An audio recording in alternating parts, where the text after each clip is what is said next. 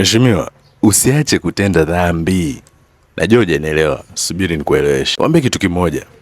Hapa duniani kitu kinachoitwa kutenda ni kitendo, si ndio? Kwa wewe utaki kuacha kutenda dhambi, unataka uache kufikiria dhambi, usiwe nayo ndani mwako kabisa. Kwa sababu kutenda ni mwili una react kwenye fikra zako. Ulishafikiria, ulishawaza, kilishaanza kutoka ndani ndio unakifanya nje.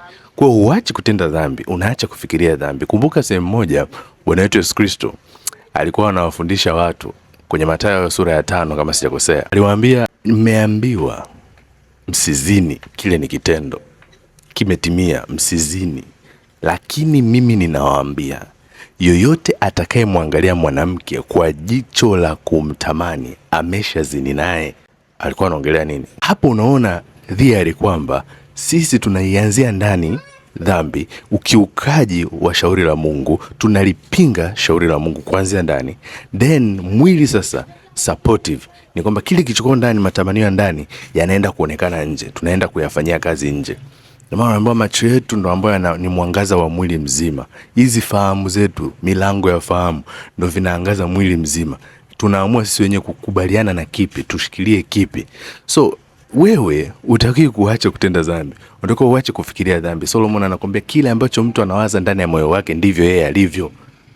Vile vya ndani ndio unataka cleanse. Sasa dini zinakudanganya. Dini zinakwambia usifanye hivi vitendo ambavyo ndio hizi amri za Mungu usifanye. Zile amri za Mungu ni matokeo ya dhambi.